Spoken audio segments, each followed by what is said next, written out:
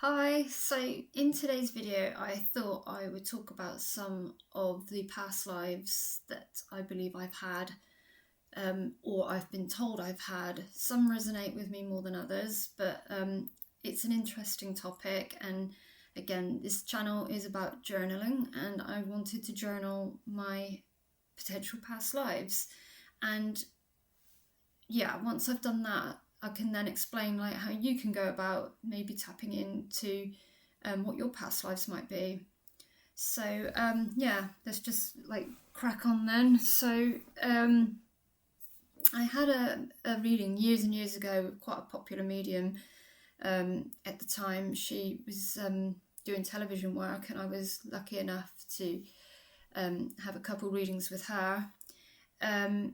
So I think this is the first past life I was ever aware of. But she said basically that in America, I think it was the 1960s.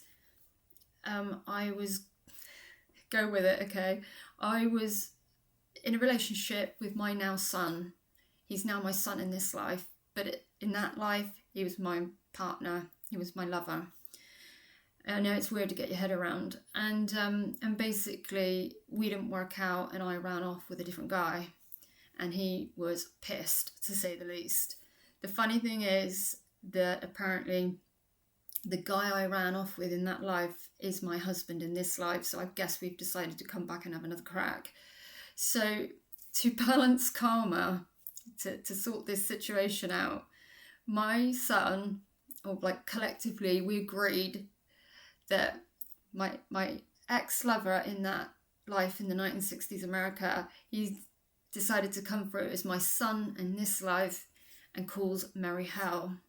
He's now, don't get me wrong, he's when I say Merry Hell, like, he was a very difficult child, and now he's gonna be 20 this year, and he's the nicest, politest lad you could ever wish to meet. He's such a good person, you know, very empathic, super polite, very loving child. I'm very lucky, but doesn't take away from the fact that he was a little shit up until the last few years. You know, had some medical problems when he was born, but he got over those, and then it's like it was all about behaviour. And the funny thing was, it was mainly at home. None of this was so much at school. He just seemed to enjoy rubbing us up the wrong way and trying to get between me and my husband. So it really did sort of put a strain on our relationship, and you know, we would argue, and then the medium picked up on this, and she was like, "Do you not see? This is like karma. He's testing you. And she said the way out of this is just to not react, and he will calm down and he will stop, and everything will be restored." And that's basically exactly what's happened. So I just find that quite interesting. She also said that in a previous life I was either a doctor or a nurse. So, you know, that may be the case. I'm not sure. And then I had a spirit guide portrait done a few years ago. And this is a bit of a weird one because this spirit guide, or was it a past life? Sorry, I think it might have been a past life, not a spirit guide portrait. And apparently I was in a relationship again in America during the 1960s, sort of 1970s, and I was going out with a African American chap, and he was a musician, and he was into poetry, and he was a part of like the hippie movement, and he started to dabble in drinking drugs, and he went off the rails. And then apparently he then found me a while later, pregnant and living in a squalid commune, and he was so upset and messed up mentally or something that he ended up committing suicide. Now, honestly, I'm not sure that resonates with me. there's something that doesn't feel quite right about that. But here's the weird thing, and I had to mail him to try and get to the bottom of it, but I don't think I did. My main guide, Matt, sorry, there's just some stuff happening in my drawing room, because obviously it's a very spiritual space, and there's like a queue of people waiting to be drawn, so that you do get activity in this room. Anyway, my main guide, Matt, so there's a debate on whether he was American or from the UK. I'm just not sure. However, it's really odd that that my guide, he was also from the 1960s, 1970s. He was also a musician.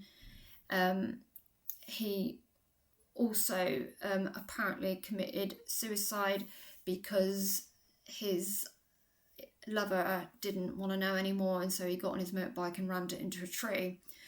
So I'm not convinced that he did commit suicide. I just don't feel that.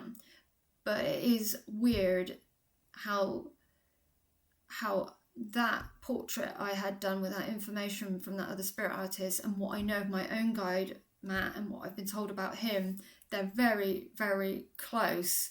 So I mailed him and I was like, this is a bit weird, isn't it? I mean, what are the chances of it being the same time period? Both musicians, both killed themselves, both like it due to relationship issues. And then I think from memory it was just like, actually it's a combination of the two. So I never really got to the bottom of it. But anyway, I hope that made sense. Sorry, that was a bit tricky. And then I had a reading with a very well-known psychic. He again still is very popular, and he does TV work. And I was lucky enough to be on his waiting list. And he told me that I was, in a previous life, a young man who was on the battlefield, and I fell off my horse and I got injured. And this lady took me in and nursed me for several weeks until I was back on my feet. Now, why she was on a battlefield, I have no idea. So there's a bit of a grey area there. But apparently that's what happened in that life. And then of course I've got my past life regression, which I've done a video about before. Just to recap, I was a old man from like 902 BC, and I had like a bald head. I was quite thin, elderly, and I was like on this holy pilgrimage. And I remember in this regression just like clambering up this, it was like a rocky cliff edge going right up. It was very steep.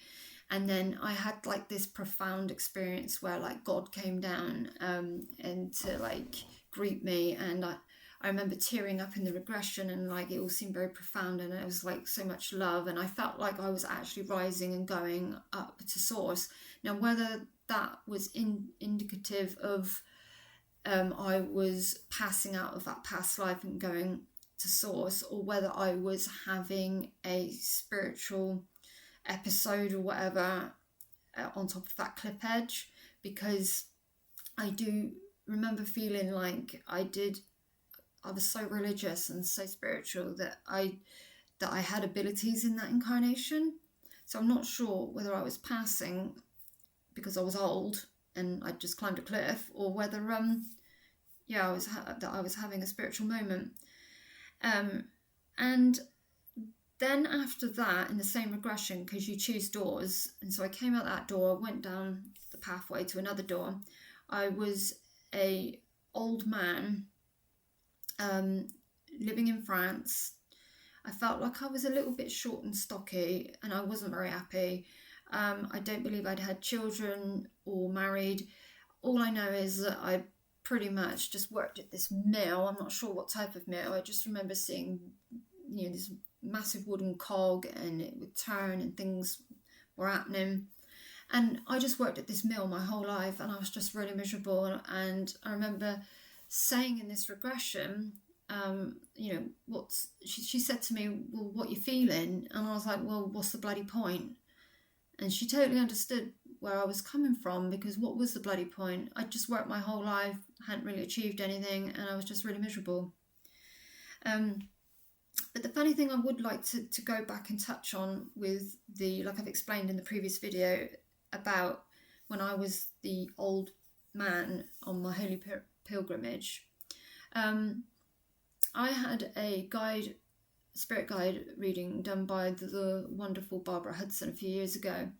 And when I looked at the portrait and read the reading, I just, like, my jaw dropped, because she explained in the reading that this guide was bold, that was very religious and spiritual with abilities. He'd gone on a pilgrimage, and I had to go across the desert, and I made it. And at the end, I then sort of hit spiritual enlightenment, and it wasn't an easy incarnation. Apparently, that guide had basically been born into a poor family, and he was just another mouth to feed, and so they didn't really look after him properly, so he ended up leaving. And he also had sight issues, and that's why the portrait was the way it was, because the glaring of the sun obscured his face and he was blind, and so it all tied in with why it was quite a crude image. And so I had to mail her, and I said, you ain't gonna believe this, I've recently had a regression, and everything you've just basically said is what I witnessed, what I experienced. And it was huge validation for me. Like, we both was like in awe over it. And she quite rightly said to me, well, don't we guide ourselves? So there's no doubt in my mind that is definitely one of my past lives, because I just had huge validation. Moving on, the other thing I wanted to talk about was, so these lives I believe I've had are from my own knowing, is what deeply resonates with me. So I truly believe I have been Native American in a previous life. Just to put it in context, and you're probably going to think I'm a right little weirdo, but from the age of 11, I just suddenly, overnight, became literally obsessed with Native American culture. And that kind of then progressed into like the Inuit, the Indians of South America, you name it, anything that was around tribes and people who lived off the land and were nomadic, I was fascinated. So yeah, not many 11-year-old kids or young teenagers have a bedroom like what mine was. So I had shamanic drums. You know, I spent a lot of money on stuff. I had shamanic drums.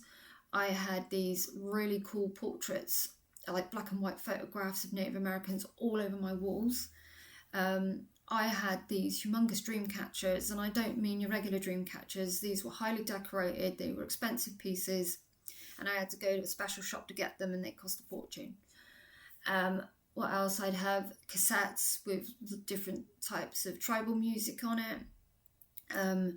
You know, all the I had a spear in my room. I made a pair of moccasins out of some leather, and I absolutely loved these little moccasins. I wore them right out, and feathers everywhere. I could just go on and on and on. I even got a tattoo of a Native American turtle tattoo. I was a bit naughty. I stole my sister's provisional driving license, got on a bus, and made out I was 18 and got myself a tattoo. So that's how obsessed I was. I mean, this was like when Dances with Wolves just started to come out, and I was obsessed with all the films like that. And yeah, so much so I learned every freaking word to that film. And there were times I even watched that film. It's a 4-hour film, and I would watch it twice in a day during the summer holidays. Yeah, so when I say I learned it word for word, like Dancing with Wolves, Shamanita Tonka Owachi, I learned, the dialect, and so I'll have a crack and see if I can remember a bit. but one of the bits of dialogue is Dakoa he akopi he akachuki he chakiaki he kimeakte he chumpi keshpi. So if I have got that wrong, because somebody knows it inside out, I do apologise.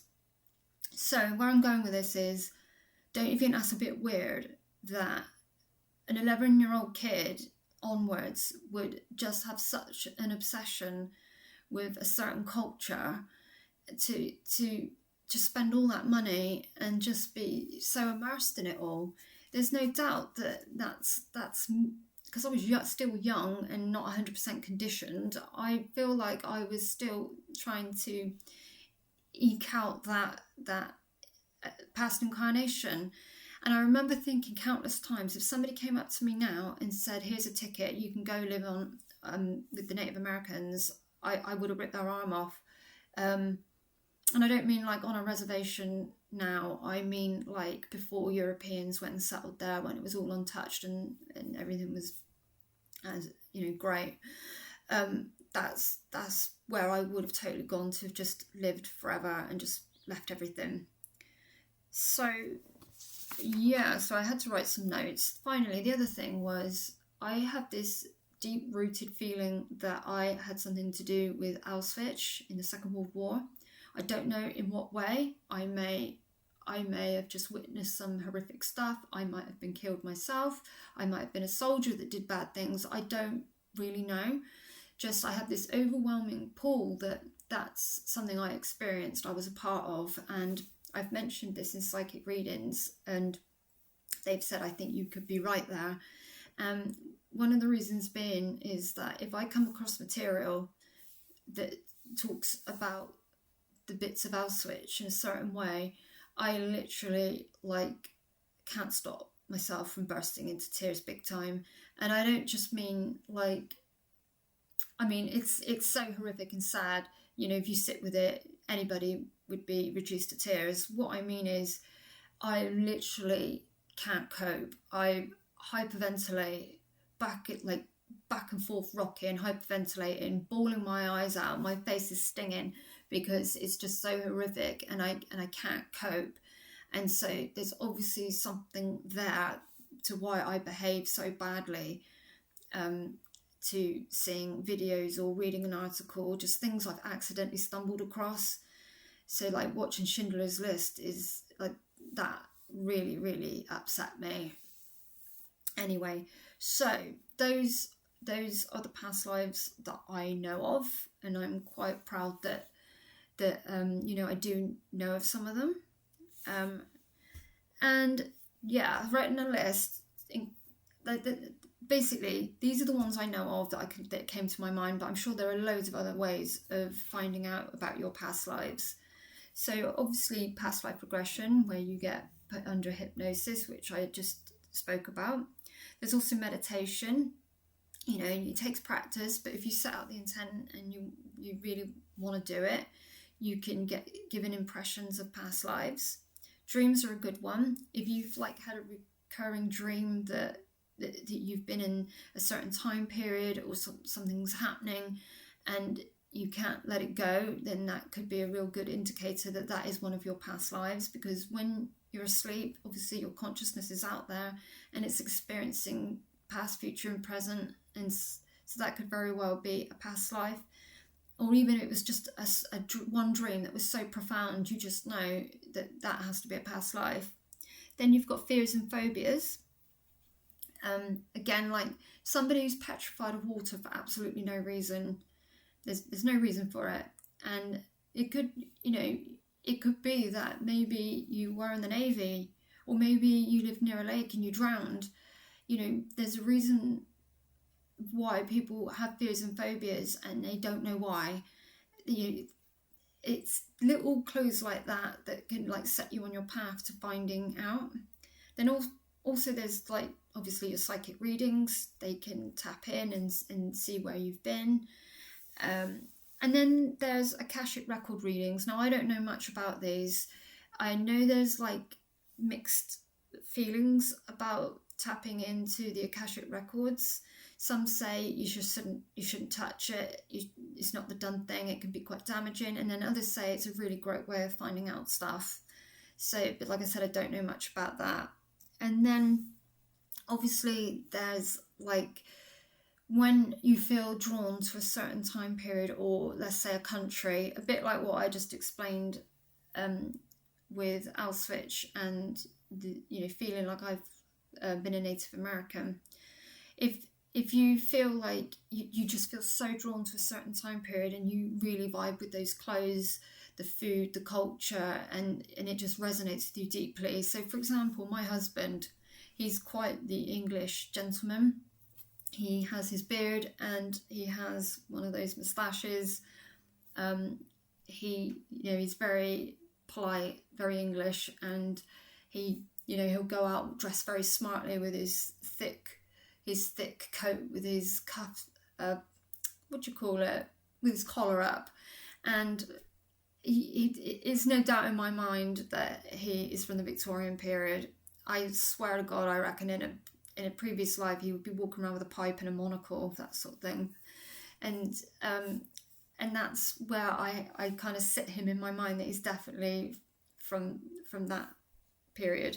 So do you see what I mean? That's where I'm going with it. If you feel drawn to a country, and like I heard the other day, a lady went to Egypt and had like a mental breakdown and then she had to go on sort of like a journey to finding out why she reacted the way she did, and she firmly believes, with the research she's done, that she had a very important life in Egypt.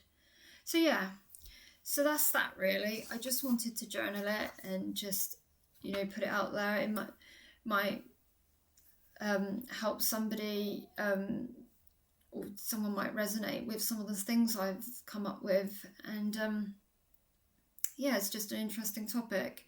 And sorry, that's my tummy rumbling. I don't know if you heard that on the laptop. Sorry. Anyway, I'm gonna go now. Take care. Bye.